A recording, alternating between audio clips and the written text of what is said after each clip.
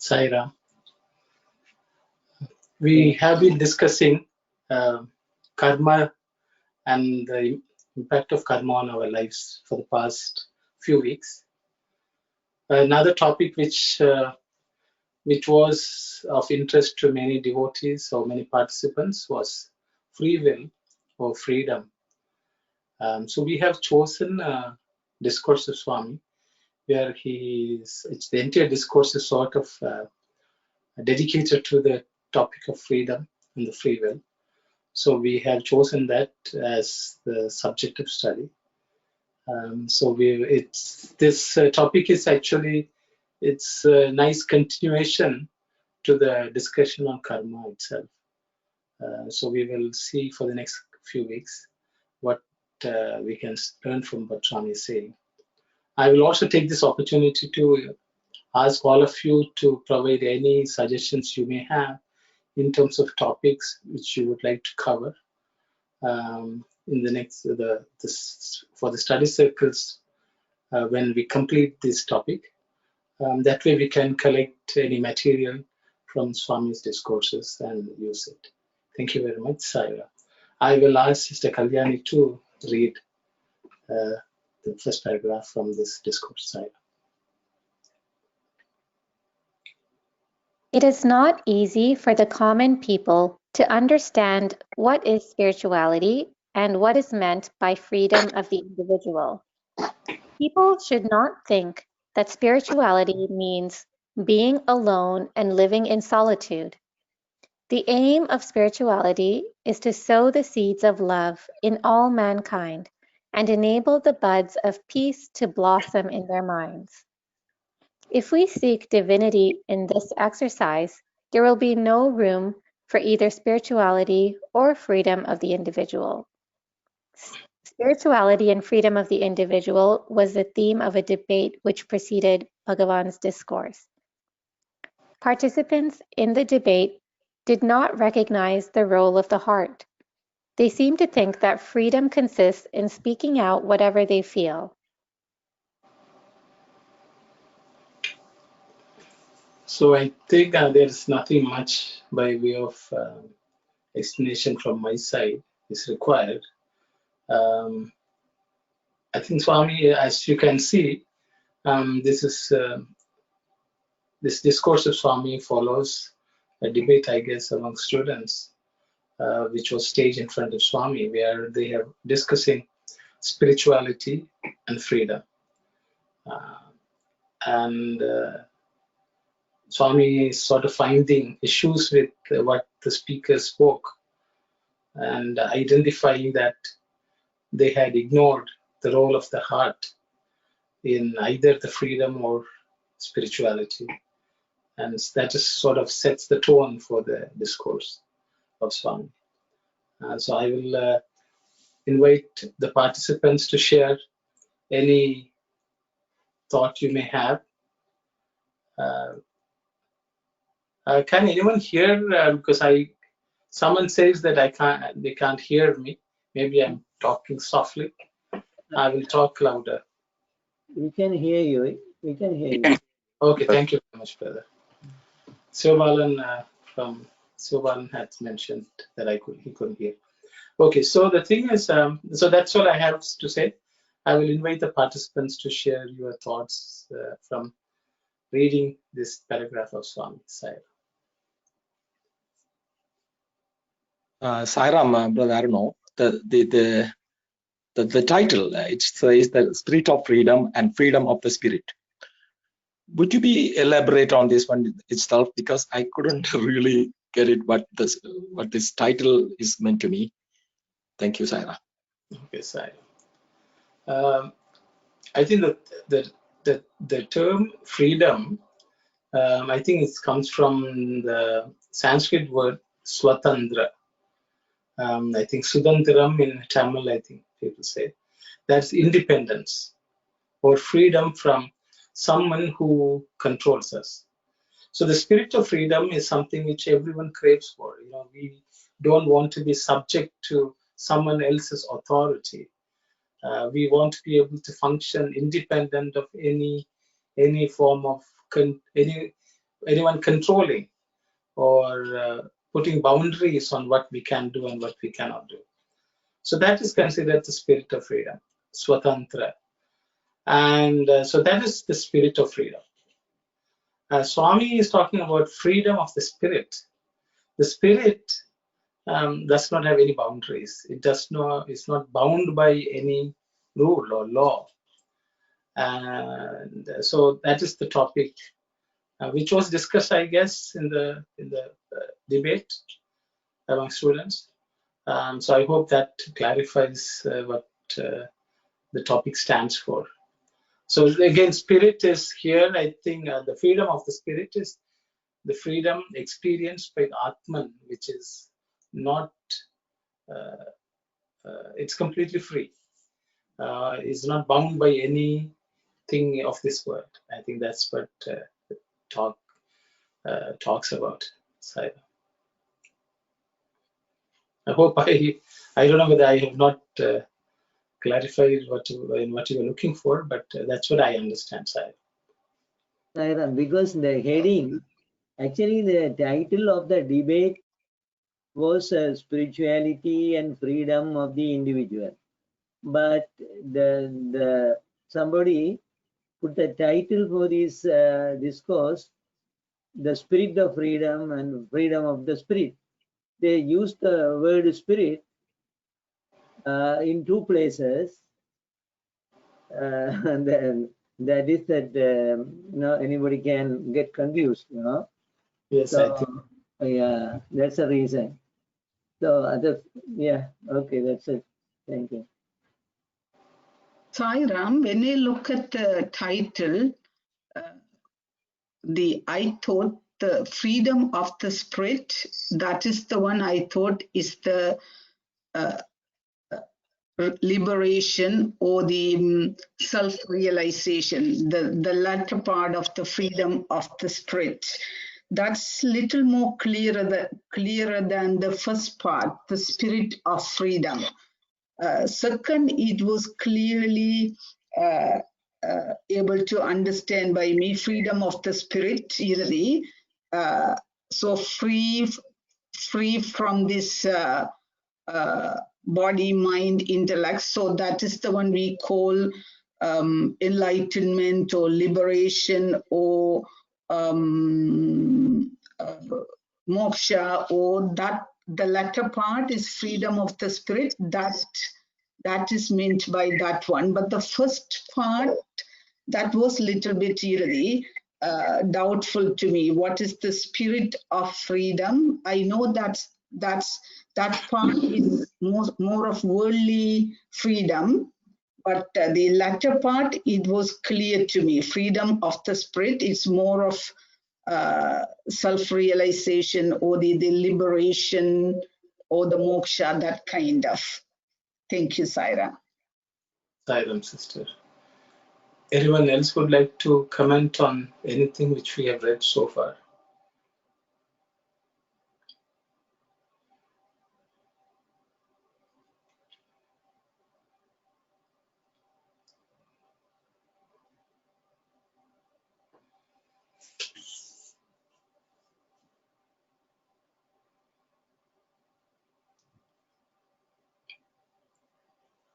I think the question is, I think the Swami is sort of setting the tone for the discourse. I think some of these things may become clearer, but even when Swami says, if you seek divinity in this exercise, there will be no room for either spirituality or freedom of the individual. So Swami says spirituality itself does not have any room when divinity is considered. So that was something which I found very interesting. But I think Swami sort of goes on to explain some of this later on. So if there's no other comment from anyone, we can continue. Silence, Sister Kalyani. No one in the world has absolute freedom. Freedom came to be used as a political concept. It was believed that to liberate the country from foreign rule and establish government by the natives of the country constituted freedom. This is neither individual nor fundamental freedom. What were done in the name of freedom were really manifestations of egoistic impulses. After the foreign rulers left, we thought the people had won freedom. In what respect did the people acquire freedom? There is no use in merely mouthing the word freedom.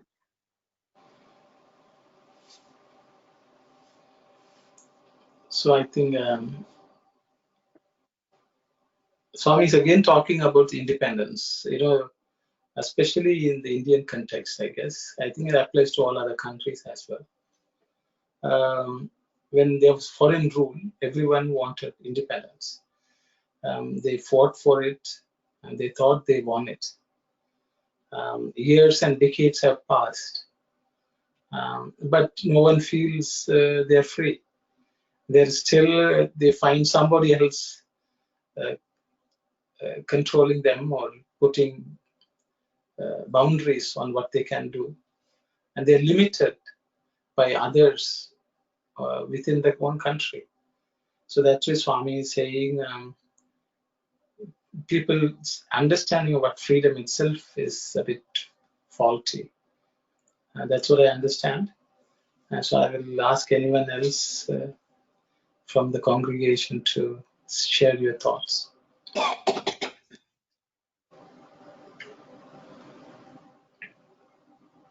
Ram, I have to ask you some questions here, brother.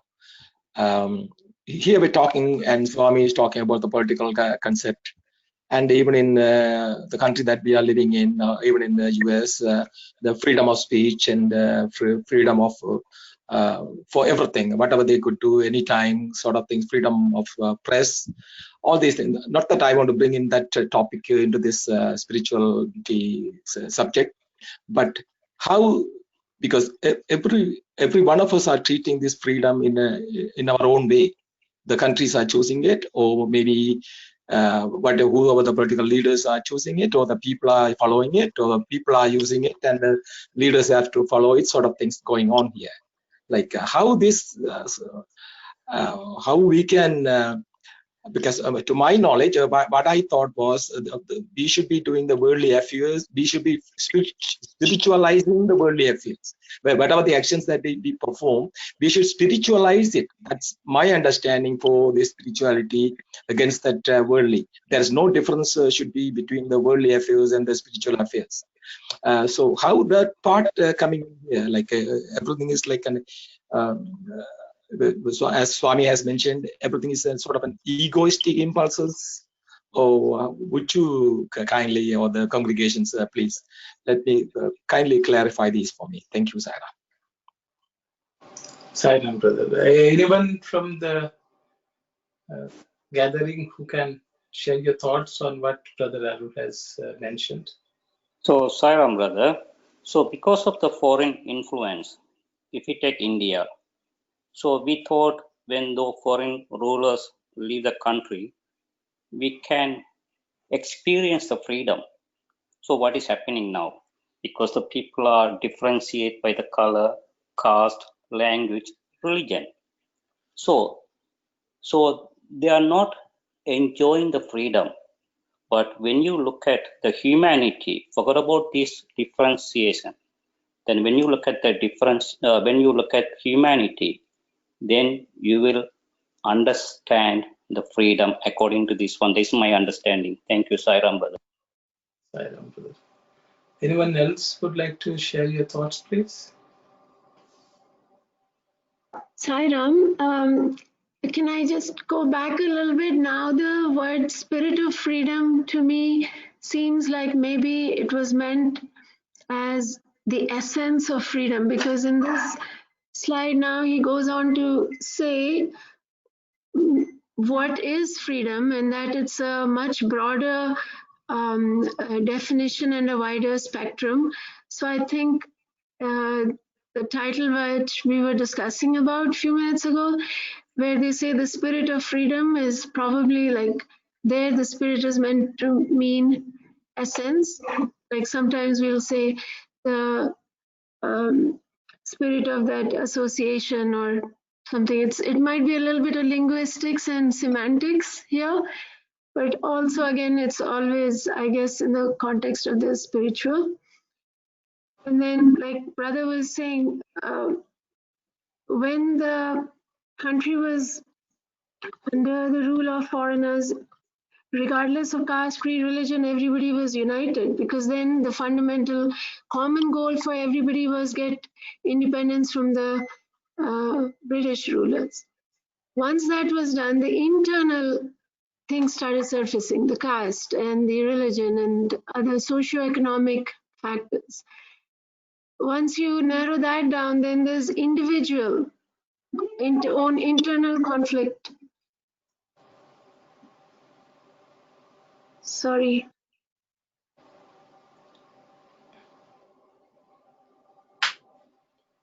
Sairam sister, I think. Sorry, Sairam. So I just think that it's at many levels: individual, societal, neighborhood, community, country, and so that is why it's a wide spectrum. Sorry, I just thought I got interrupted in my thought process. Thank you. Thank you very much, sister. Thank you. Sister has sort of identified that even the concept of freedom itself changes as situations change. Very well explained. Anyone else who would like to share your thoughts, please? Sairam, brother, I would like to share something from my side. Sairam. So talking about freedom, I look at it more as a relative concept. It's not an absolute concept where you can judge freedom or define freedom in the context of a one landmass or a one country. So if you look at all the countries, all the histories in the world, they have their different sorts of history, different problems. It's not that just India had like their sorts of issue, their share of issues. Every country has their shares of issue in different forms. So it depends. What matters is what defines or what are the problems that majorly define a particular set of geography. What are its connection with history? And when I talk history, it's not like probably 100 or 200 years old. It's probably like thousands and thousands of years old, which has evolved. What actually defines those values? What is it that is required in the society so that such values can continue, such values can thrive without being like interrupted or without being polluted? So that's how I look at freedom. So whether it, and now when I look at it like this, then the freedom can be obviously from defense perspective, from economics perspective, from religious perspective, from spiritual perspective. So it defined what it actually what defines a set of people together on a particular landmass. Thank you. Thank you very much, brother. Thank you. Sairam, anyone else would like to comment? Yes. Sairam, I just wanted to add on to Arul Uncle's question. When Swami says what we're done in the name of freedom, we're really manifestations of egoistic impulses. But what about what Gandhi did? Would even that be considered like a manifestation of egoistic impulses? Thank you, sister. So sisters added another layer of questioning on how do we interpret egoistic impulses? Yes. Anyone would like to share your thoughts, please? Sairam, only these two first paragraphs are talking about this political freedom. And after that, Baba is talking about spirituality, a lot of spirituality. And even in the second paragraph, the first line is, no one in the world has absolute freedom. Some way or other, even at home, some wife says something, then your freedom is lost. So the absolute freedom is not non-existent. But it is there at the ultimate state where that oneness is felt. When oneness is felt and one is felt, then there is no question of freedom also, Baba is saying in the latter paragraph. So here, Mahatma Gandhi fought for the freedom of India, and that's good. That is good. That is a political cause, good cause for political freedom. That is okay. No one is going to doubt about that. But even after this so-called political freedom, there is no actual freedom, as others said, Dasan and Vasudha said, that there's in different, so many others said, Kumar also said that one. The freedom in different angle is not there. Somehow or other, we are not fully freedom. And so it's better we go to the next paragraph and start what this Bhagavan is trying to tell here. So, sorry if I am wrong. Anyone else would like to say something, please?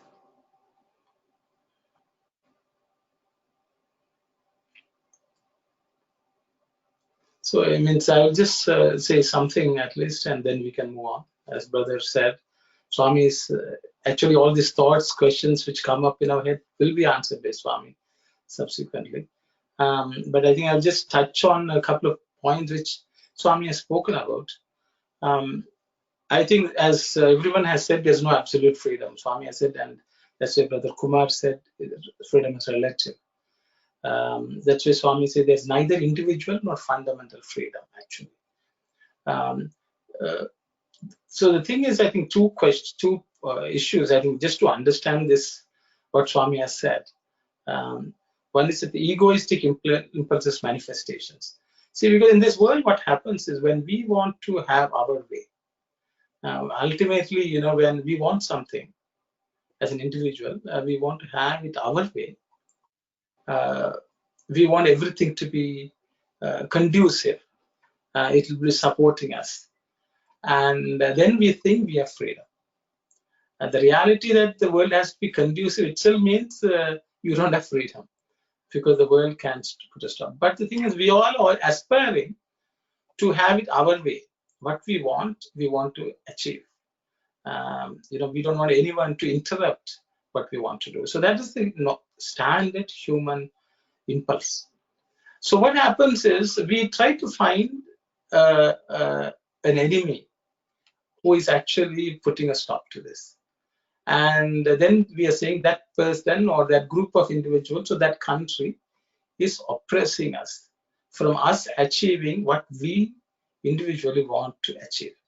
So what happens is, generally in the human history, people have banded together and say, you know, either linguistically or religious-wise or geographically, we say we all belong to one group. And then we look at the others as an enemy who is oppressing us, not allowing us to live the way we want.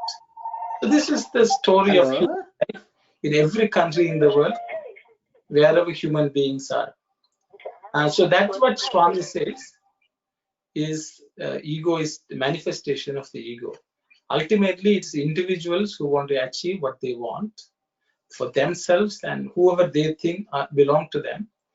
And they think anyone who comes in the way of that search for that happiness or goal or whatever, success, they think others are putting a stop to it. And so we don't have freedom. And then they try to eliminate them. So that is why Swami says everything comes from this egoistic impulse.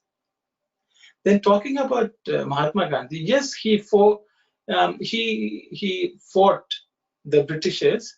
But actually, if you really look at it, because he went through a transformation of himself for a growth in his own quest for what he thought was freedom. Initially, when he started, he thought when the Britishers leave, we will all be fine.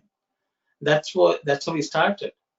But I think as gradually times went on, he, with his own sadhana, I think he realized ultimately we have to free ourselves from the shackles which we impose on ourselves. And I think he came to that understanding. But he was against the oppression of the foreign invaders. That is true. So I think I'll leave it at that. So I think he went through his own evolution, I would say spiritual evolution, to reach a point where he realized ultimately his own countrymen were unable to live together harmoniously, and it was an awakening, a rude awakening for himself also, I think. So I think with those, I think rather than digressing into something, I think we will see what Swami has to say more. Okay, thank you, Saira. We will go on to the next paragraph, sister.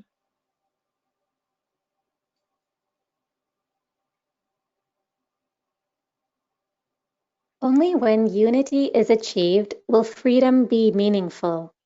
Without unity, to talk about freedom means only freedom in words and not in real life. Freedom should express itself from the heart.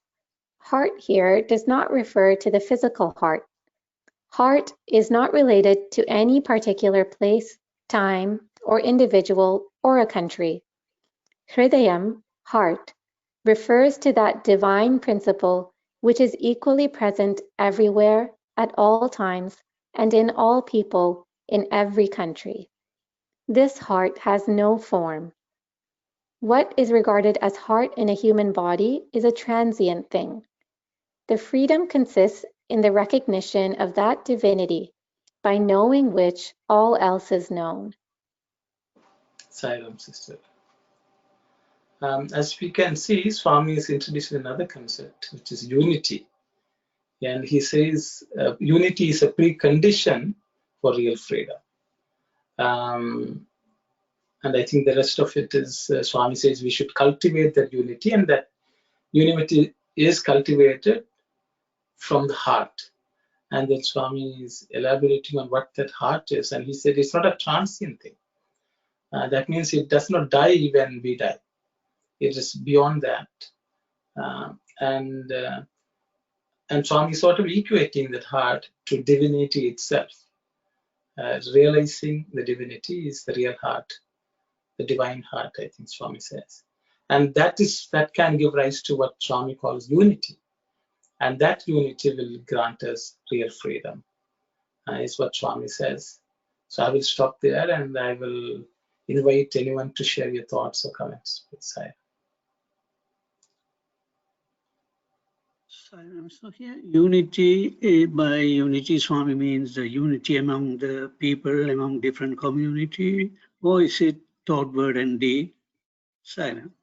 I think very good question, brother. Brother has posed a question whether the unity is among people or thought, word, and deed. So I will open it up for comments and thought from everyone, please. Saira.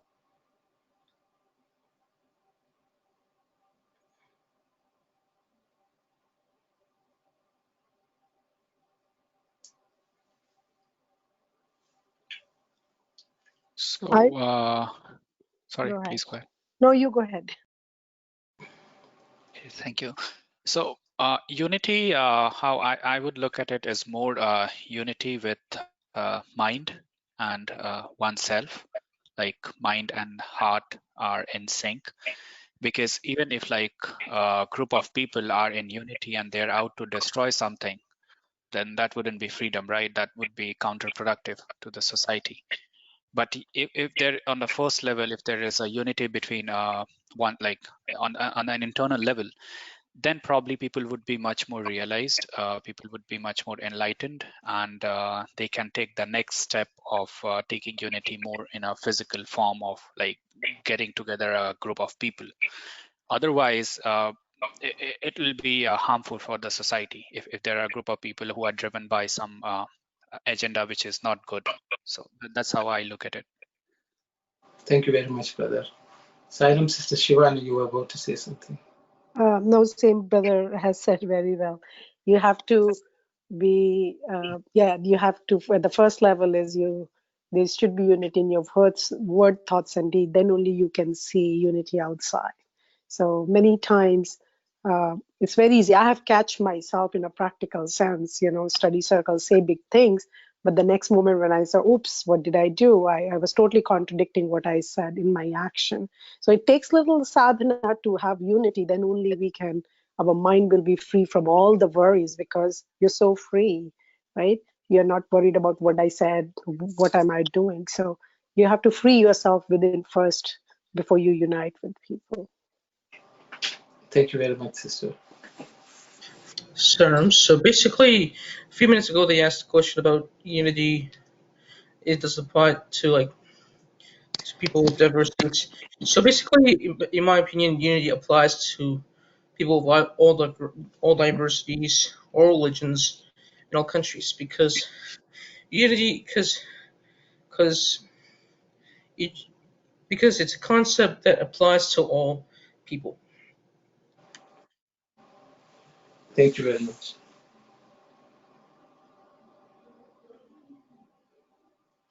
Sairam, anyone else would like to share your thoughts, please?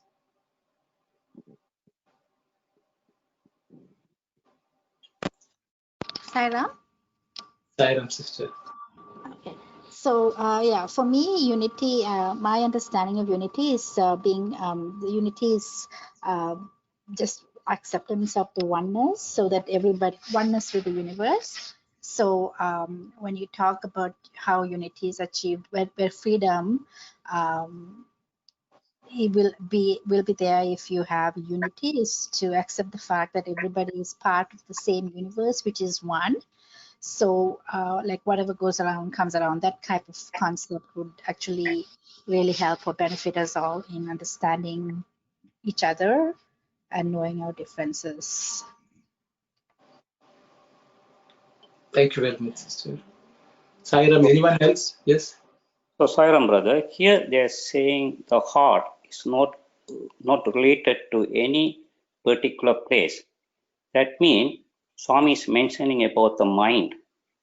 Your mind is supposed to be clear. The mind is the one causing all the problems. Thank you, brother Sairam. Sairam, brother. Anyone else, please? Saira, there is always Baba's discourse. We find the word heart, he uses for Brahma, the ultimate reality.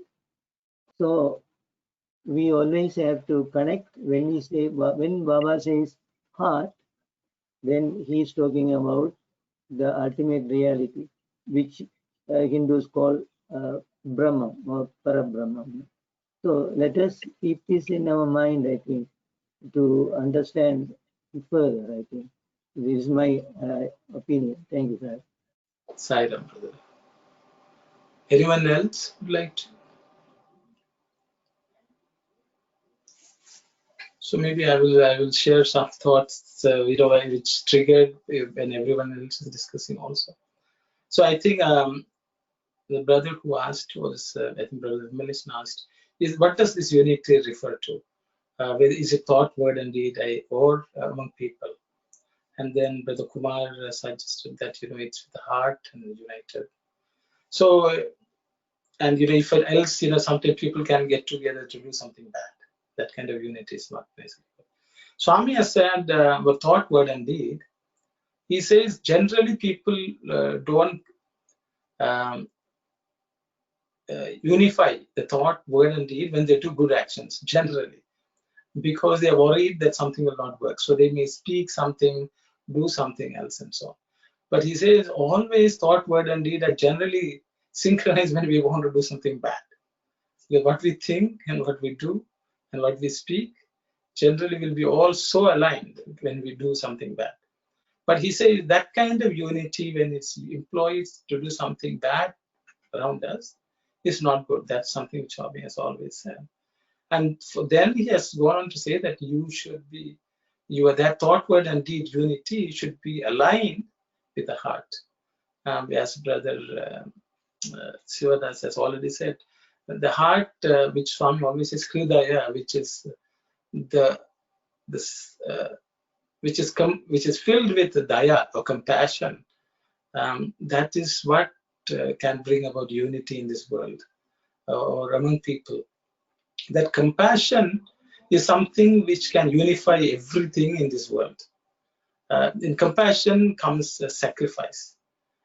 Even in a family, if we have to achieve something, we will say the husband says something, wife says something else, or the children want something else. Then we have differences. But once there's compassion in the heart of everyone there, they'll be willing to sacrifice, compromise, do anything so that they can coexist as one entity. And then that unity can allow us to do anything, because then we will feel that we are not inhibited by anything. Nothing in the world controls us. So that is why Swami is stressing to us the need to be united with the heart. So that's why Swami says, and that heart, he says, doesn't particularly apply to an individual or a country or a group of people or anyone, because that is a universal emotion of compassion. And if we can cultivate that, then Swami says you have achieved unity, and then you are not worried about anything, because no one is going to stop us from having the freedom to be compassionate. We are the only ones who will come in the way. And I think that's what Swami is referring to. And it was a very, very nice discussion from everyone. And those are my thoughts. And I think we can move on to the next paragraph, sister.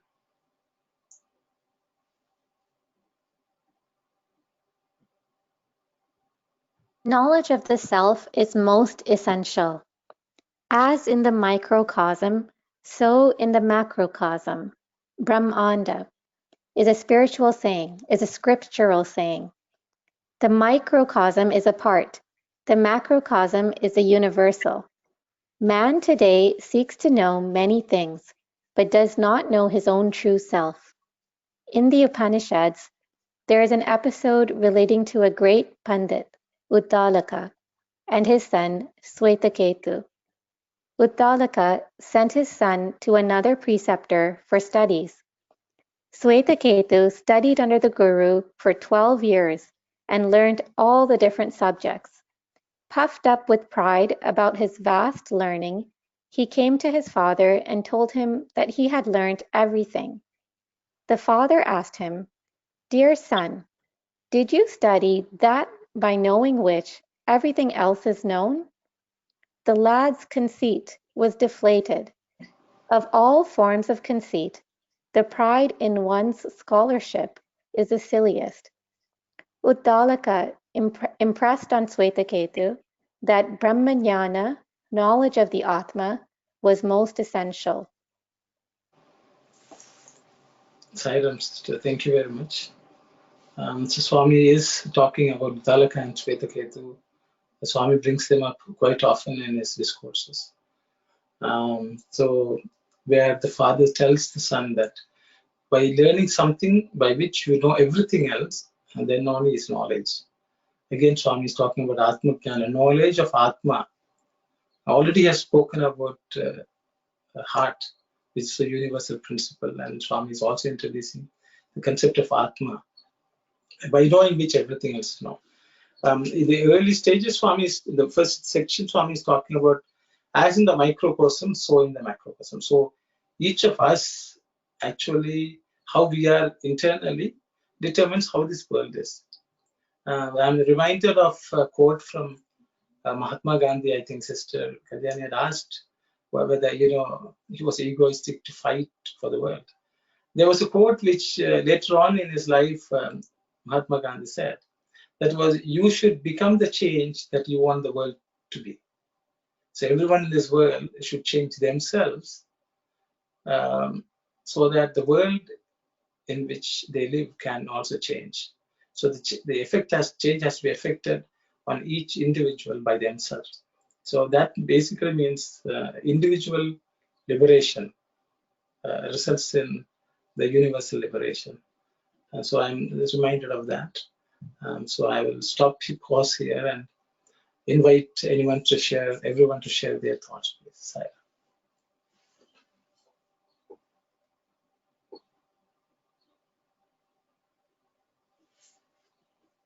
Saira. There's one brother who is on the group as Mr. Atma has said, unity is oneness. To feel oneness in this world is unity. Thank you, brother. Saira.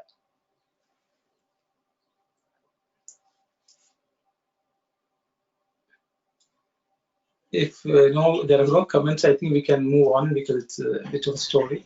So basically, like from the story that we see that Swami explains here, we should not have any pride in our scholarships or any, because here Swami is teaching the lesson that of all forms of conceit, the pride in one's scholarship is the silliest. So basically, we shouldn't, because pride is that term pride is one of the 6 enemies of man. So we shouldn't have pride in these things, like because it would not be good.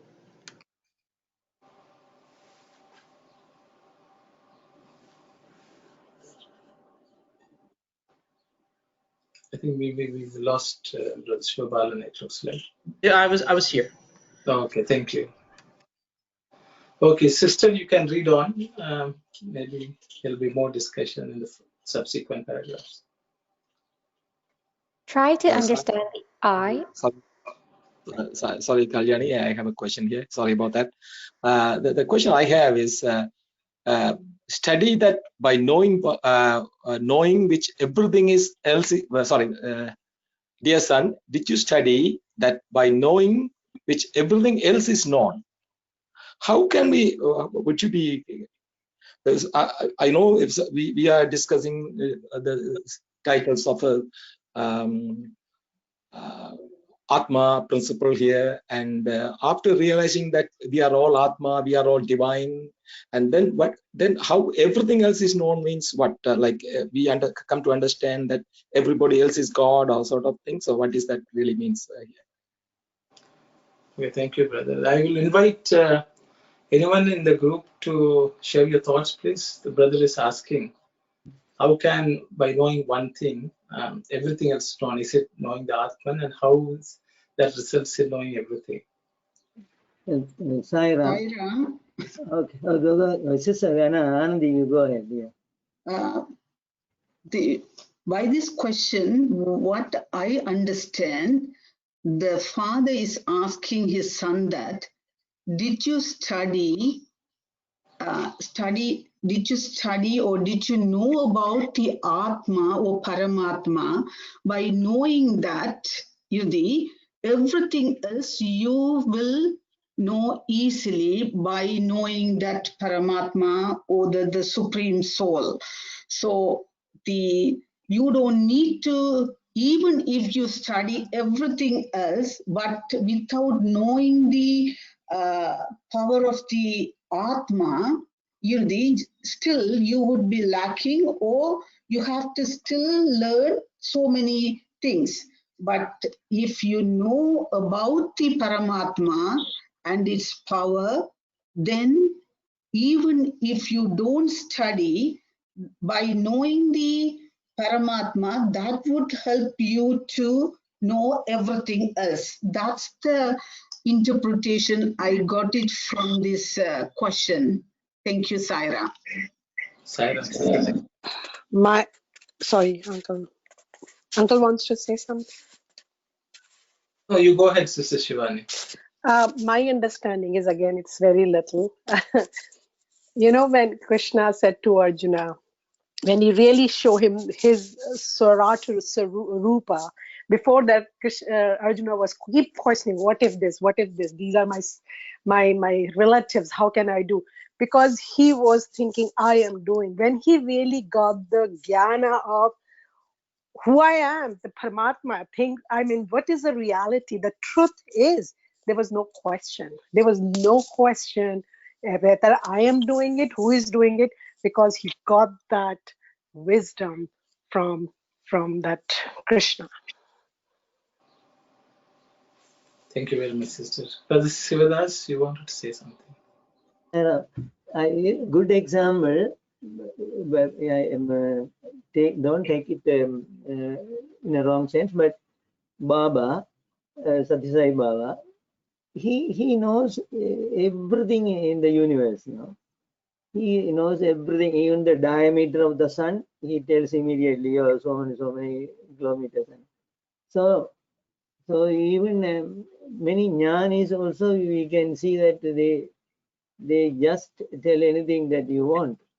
So actually, it is not the purpose of really understanding the self, but by simply knowing the self, that even if the material aspect also, we know by the power of the self, that as Sister Anandi said.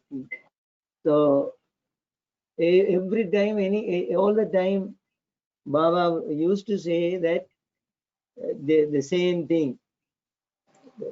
We have to learn, we have to know that, and after that everything else is known. So that's what, yeah, whether it is worldly knowledge or spiritual knowledge, once we know the Atma, when we know that we are the Atma, 100% we are sure that we are that, then everything we can we know. Thank you, Sairam. Thank you very much, brother. Sairam. Yeah, I think that the Swami used to say Advaita Darshanam Jnanam. So the only reality that exists is Atma, Parabrahman. So everything else is mithya. So that only appears as anything else or everything else. So by knowing that, that's what here Uddara Swedagi means, I think. Sairam. Sairam. So, Sairam, brother, once you come to the education, if you go to the school or if you take the Dronacharya, under him around 106 kids were there, including 5 Pandavas and 106 people. So not everybody is going to get teaching whatever Dronacharya has taught. So it's depend on their how they listening, how they doing hard work, how they grasping the thing, and whatever they came with according to the karma. So once you get the education, they have to get the knowledge. It has to come out from them. Teacher can't give the knowledge. It's all depend on the students, disciples. So once you get the knowledge, because otherwise everybody would have got same knowledge. It's all depend on the individual. Once you get the knowledge, you have to give the knowledge to the other people. If you get money, you have to share with other people. Then when you started to do that one, when you look down, then God also will look down and he will shower the blessing. So then that time you started to enjoy the love. Then you started to enjoy the love, then you will search for who am I. Then you will go under the divinity path. You will search. Then you will find out. So people say end of the education is correct. Here we are moving end of the education is of finding ourselves, who am I, and you will differentiate the body and the I. Thank you, Sairam, brother. Thank you very much, brother. Sairam, can I say something here? Yes, brother. Okay. In this line, did you study that by knowing which everything else is not? In that sentence, the key word here is everything. I mean, what is meant by everything? Everything is there is only one thing to know, which is Atman or Brahma. That is everything. So that's what it means. Sign off. Thank you very much, brother. Thank you. Sairam, anyone else would like to share your thoughts, please? So, okay, so I will just share some thoughts of mine. I think Swami has used the word two words. I think we should very crucial for us to understand this. I think the one is knowledge. When you know something, you know everything. Then Swami has used the word scholarship. Swami says scholarship will give pride, and that gives that's the silliest thing. So in both cases, both can be considered. We sometimes confuse scholarship with knowledge. In the Sanatana Dharma, there's a saying called Brahma with Brahmaiva Bhavati. The one who knows the Brahman will become Brahman himself. So once we know God, if we are one with God, we are God, is what the Upanishads say. So that knowledge is real knowledge, as Brother Atma has pointed out. It's I would say, appropriate that his name itself is Atma. The thing is, when you know Brahman, you become Brahman itself. So there is, but whereas scholarship is just information which is not experientially realized. So that is only will give will ego, pride, and so on, because we think we have known everything. Actually, we are not known. We have just collected information. But to know is to experience, experientially understand that concept, that truth. And that is the real knowledge. And that's what Swami is referring to. Because Uttalaka has gone and studied. I'm sure he has studied all the Vedas, Agamas, Upanishads, and so on. And so also Ravana is supposed to study all the Shastras. But the thing is, to know is more than gathering information, which results in scholarship. So I think that's a difference from what I understand. And so I think, so study, the real study is to know in our own life, to experientially understand what divinity is in our own lives. And also in the world, experience the divinity. Only then we can say we know someone. It's like when we know somebody, you can't say I know somebody. I have heard of somebody. I am an acquaintance, we can say, if only we know their name and their address and so on, or maybe we know how the person looks. But to know a person, you have to experience something, some interaction with that person. And the more the experience of a person, we can confidently say we know this person. So that knowledge is only experience, not just collection of information like name, height, weights, date of birth, and so on. So that's what I understand. So I think I'll pause here. If anyone has something to say, we'll pause for a few seconds. If no one has something to say, we will move on. So, thank you, brothers and sisters. It's a wonderful points came out of this discussion. I really appreciate your ideas and the thoughts on this. Thank you very much again.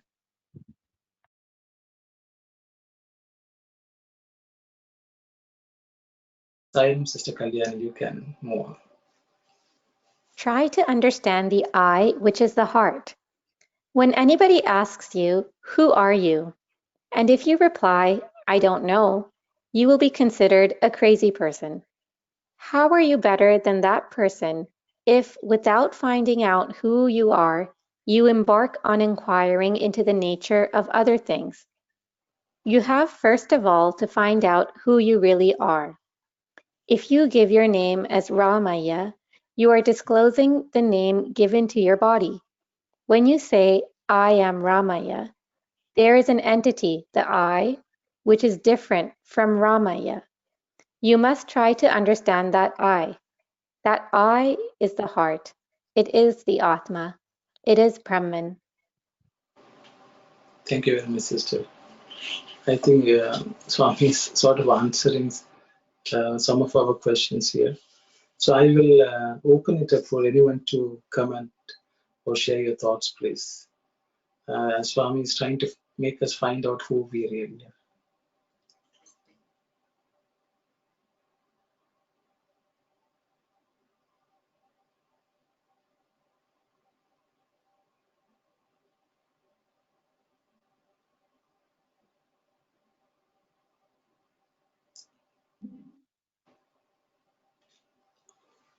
So I guess no one has something to say. I don't know if you'll permit me, I will just share a story. A story which I hope I seek your permission, because when Swami says, "Who are you?" and the person says, "I am Ramaya," Swami says that's the name given to the body. It was something which I learned. So Swami tried to teach, I should say, decades ago, and I understood many decades later what Swami was trying to teach. So I don't know if people permit me, I will share a story, personal experience. Please go ahead. Yeah, please, yeah. So it was in 1979, I had gone to join. Actually, it's my older brother's story, but I hope he will not mind me sharing it. So in 1979, I had gone to join Puttaparthi. Swami had given us interview, and Swami had told you can join. And my mother was with me, and my older brother was there in Puttaparthi. One day we were during lunch. We were just about to have lunch because the bhajan was over, and we were about to have lunch in our room there. Somebody knocks on the door. So we opened the door, and it was a sevadar. And the sevadar asks, "Is there someone called Arivadithan here?" So my brother says, "It's me." Then he says, "Swami is calling you." So my brother runs, and I had just gone to join, so I also run behind him. So we go to the mandir, and my brother goes. He could go inside the mandir because the darshan was over, but because he was called, he could go in. I was standing outside, so he goes in. After about 5 minutes, he comes out, and so I'm excited. Brother, what did you ask? What did Swami say? He said, "Come, I will tell you." And we went back home, and he said when he went in, Swami asked him, "What's your name?" And then Swami asked him, "What's the meaning of your name?" So I will pause here and I will go back. Apparently, the previous year, my brother had joined in 78. Swami stopped by and asked him, "What's your name?" one day. And he said, "My name is Arivadithan." It's a very Tamil name. So Swami asked, "How do you pronounce it?" Swami apparently tried to attempt to pronounce it, and he couldn't get it. So it went on for a few weeks, and then at last one day Swami told my brother, "Apparently now I can say your name." And he said his name, Arivadithan. Is it right? And my brother said, "Yes, Swami." And then Swami asked him, "What is the meaning of Arivadithan?" And so my brother said, "Swami, my name is Arivu, means knowledge. Adityan means sun. So son of knowledge is the meaning of my name." And then Swami says, no, that's not your name. That's not the meaning of your name. Then he told him, Arivu Adita. Basically, he said, you transcend knowledge. You are an entity who has transcended knowledge with Adita. So my brother thought, Swami didn't understand Tamil meaning. So he said, anyway, Swami is saying, so he said, okay, Swami. Then apparently a couple of times after that, Swami would stop by and ask, "What is your name?" And he will tell his name, Arivaditya. And then Swami will ask, "What is the meaning?" And then he will say, "Swami, beyond knowledge." Swami says, "Good." And then he went on. So this went on, and Swami sort of trained them. But sort of couldn't understand why Swami is giving me that name, because my name is Aditya Ariva. And then it so happened in Puttaparthi, so that episode when Swami called him and asked, apparently he went in. Swami, there were a lot of people, few people, important people, ashram authorities, university officials were there, and Swami asked him, "What's your name?" So my brother said, "Swami Arivaditya." "What is the meaning?" And he said, "Swami, it's beyond knowledge." Then Swami told everyone, "Did you all hear? That's the meaning." And then Swami sent him out. So this was an episode, and for a long time I wondered why is it so important that Swami almost wasted his time trying to find out the name and understand the meaning. And it's only later on I really understood what Swami was asking was not the name of the body. What is your name, which is your Atma? Atma is beyond knowledge. That was what Swami was trying to teach everyone. See, sometimes Swami teaches in some, it looks like a very, doesn't he know? So once I had this discovery. Actually, that is the name of everyone who is beyond the knowledge. Everyone's real name is you are beyond knowledge because you are the Atman. So when I got that realization, I went to my brother and I spoke to him. This was after 3 decades. I said, this has been bothering me. Why Swami was spending so much time on my name. And this is what I realized. Then my brother said, okay, there's something which I have not shared with you. And then he told me. Because this was puzzling to my brother also. What is beyond knowledge?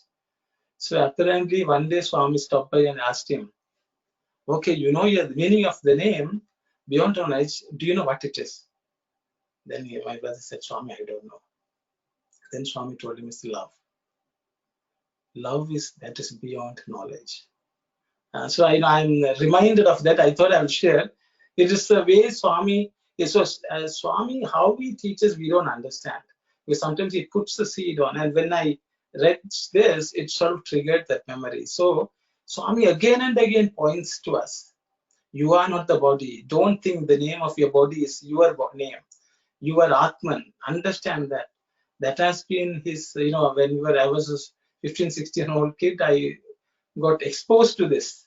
But it took me about 3 decades for me to understand what it is. So I thought it triggered. So this Swami's point that all of us, we should understand we are the Atman and we are beyond that knowledge and we are actually embodiments of love. Swami uses the word Prema Swarupalara. You are the embodiments of love. Divya Atma Swarupalara. You are the embodiments of the divine Atma. And I think that is again and again Swami is trying to educate us. So I thought I would share. Sorry for taking so much time. Beautiful story. Thanks. Yeah, it was nice.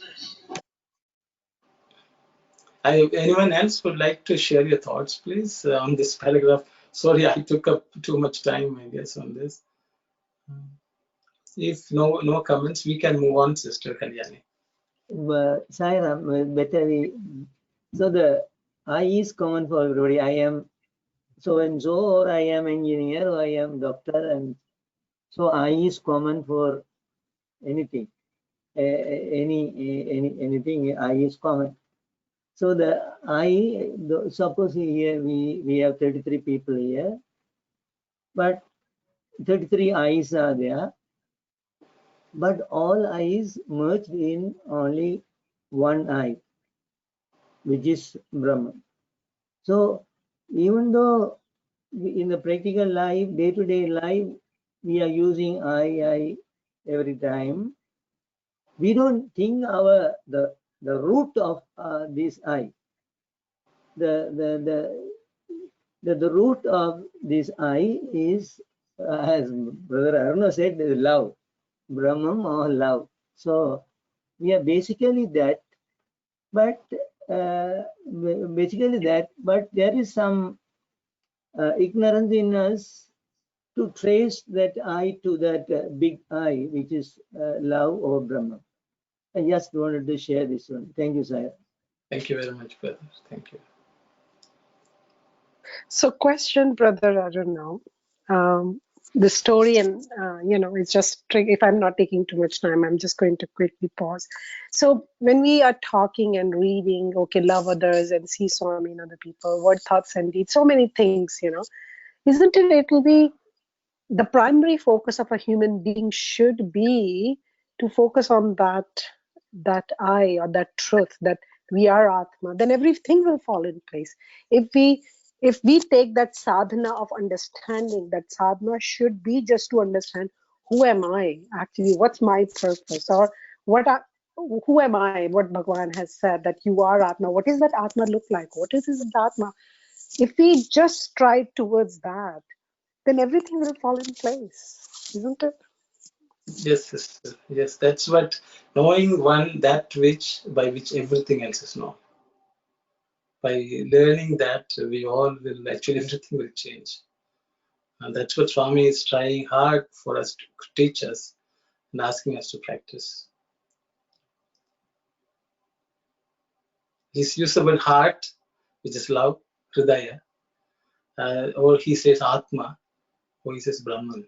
It's all the same. As long as we understand it, everything is known. We don't have to worry about anything, not knowing any other piece of information. And Sister Kalyani, you can read on for the. I guess just one follow-up question. I guess how should we try to understand that I? Is it through meditation and self-inquiry? That's kind of the first thing that comes to my mind, but is there some other way that we should be trying to understand the I? I think Swami has used the word inquiry earlier on in the paragraph, sister. So I think he wants us to, instead of inquiring into the nature of other things, he wants us to inquire into our own nature. I think is what I understand, but I will open it up for other members here to share their thoughts. Sairam, in many other study circles, in English study circles, we came across this aspect several times. And Baba has said that because body is not permanent and mind is not permanent, intellect is not permanent, so I am not the body, I am not the mind, I am not the intellect. So what is left after these impermanent aspects are removed? What is left? I am left with this one which is Brahma. So the inquiry is a part, but still the inquiry only intellectual way of understanding in the basic I.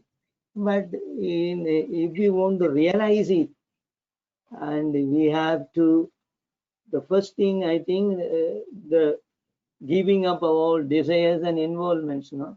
So when even a single desire is there, according to Baba in Sutravahini, everybody can read and see that even a single desire is there, we can't understand, practically understand the I. So inquiry is a mental, intellectual way of understanding that we are not, we are indestructible. We are Amirdam. We are immortal. Only inquiry will help us to realize that part. Then after that is sadhana. Sadhana could be, first part could be the removal of desires, any sort of desire. Only then intellect is purified, and then we go inward and get deep rooted in our basic reality. So this is what I just wanted to share. Thank you, sir. Thank you, brother. Thank you. Sairam, anyone else would like to comment? So, sorry, Sairam. So these are the steps like Viveka and Vairagya, detachment, all those to get to the stage of enlightenment. Is that the freedom of the spirit?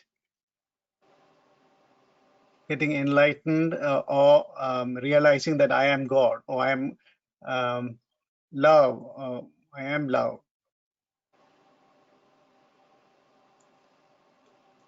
Sairam, brother. Sairam, as a follow-up question of Sister Kalyani and then Brother Surya Kumar, and when I look at this one, we know in order to be better person, we should find out who we are, and theoretically we all know that in the spiritual path, first we should assess ourselves, who we are and what we are doing.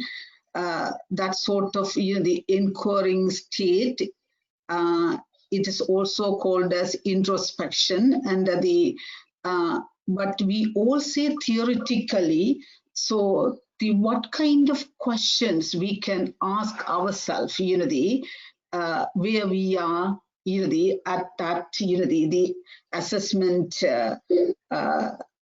stage. Maybe if we have explored a little bit on that particular point, we all can understand. Theoretically, we all say, we have to anchor ourselves, who we are, what we are doing, but how to really practically apply, to that sort of assessment.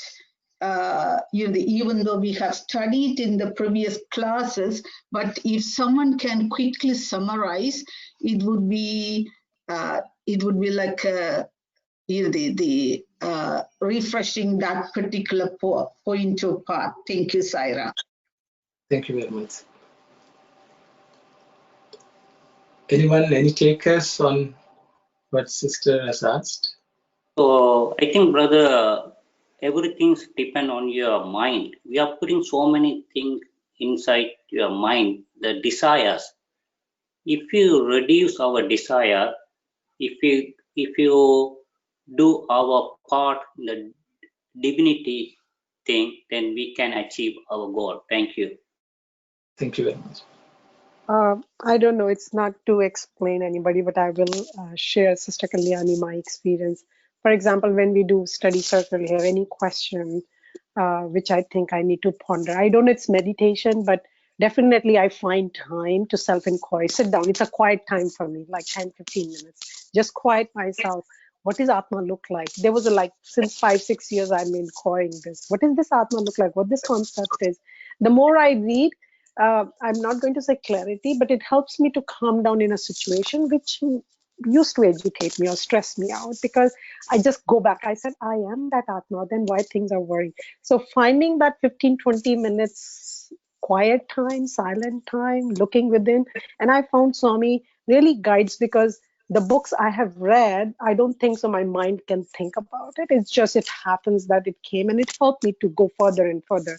And it's just whatever from the study circle, even 20, which today's study circle, it asked me to inquiry further. I just sit down and ask myself, keep asking. So that has helped me. I'm just sharing the way I looked at it, inquiry, finding a quiet time. Sairam. Anyone else would like to share a thought? So if not, maybe I will again share a small story. Not story, a small anecdote. So I happened to listen only earlier on today, so I'll share it. Apparently, long time ago, once Swami goes out after darshan by car to look at any work which happens in Puttaparthi and surrounding areas. So one day he happened to take a student with him in the car. So that the student sat next to Swami in the car, and they were driving. So they went, and along the way, devotees see Swami's car coming. They stop and they pray to Swami, and Swami blesses them, and then come back. And at times, the student felt, a lot of people were looking into the car, and he thought he was in the way, in their ways. They couldn't have Swami darshan. He had a thought like that, but he was looking around to look at all the devotees. Apparently, when they came back, Swami got down, and the student also got down. And then Swami told the student, hereafter, I won't take you in the car. So this student said, Swami, I'm very sorry. I think I blocked the views of the devotees having your darshan. Then apparently Swami said, you stupid fellow, no one in the world can come between me and my devotees. You think you can come in between? No, you cannot. So don't think that you can block me from my devotees having my darshan. Then he didn't realize what exactly was the mistake he committed, that Swami is not going to allow him to come in the car. Then Swami told him, apparently, you were in the car, everyone else was looking at me, but you were looking outside. You were looking at everyone else. So then he realized the problem was he was unnecessarily distracted by everyone. He was not looking at Swami. So he thought about it apparently, and he said, realize, our focus should be on God. The others you should discard, because they are just a creation. We should always look for the Creator. I'm also reminded of a story of Bharata and Lakshmana. Bharata was far away from Sri Rama for 14 years. But apparently when Rama returned, Bharata looked just like Rama. Because Swami says his thought was always on Rama. So the only way we can understand who we are, or who Atman, who we are, because our intellect cannot explain, as Brother Swadas has already said, intellect can only tell you are not this. Whatever the intellect can see is not this. Whatever the mind can perceive is not this. But to know God, you need to only contemplate on God all the time. And you need to discard, using intellect, you discard all that which is not. And then if you focus on that Atman, or you just picture, for us, Swami has become the Atman, embodiment of Atman. And if we can just focus on that and all the divine qualities, and discard using intellect that this is not it, this is not it. I think it's a two-pronged process, and hopefully, I think we may be able to understand that because the more we contemplate on the Lord, we will understand. Anything we contemplate on, we will understand. So that's what I think so. I'm sorry, I may be off track, but it's okay. I thought I'll share my thoughts as concluding remarks. It's about 4:50. Time is up. If anyone has something pressing to say, I will ask you all to say, and then we will close. Sorry. Yes, sir. Yeah, your last anecdote is very good. Very good. Thank you. Everything's good. Thank you. Sorry. So we'll close with some Saira. Sairam, brother, just a quick question. You're saying about the contemplating on thing. That's mean you're contemplating on God to realize yourself. Am I correct, please? That's what I understand, sister. Thank you, Sairam.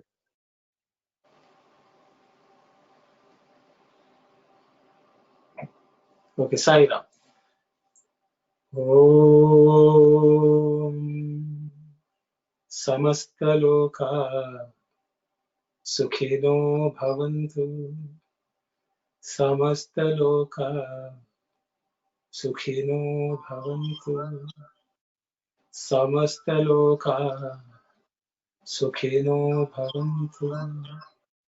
Om Shanti Shanti Shanti.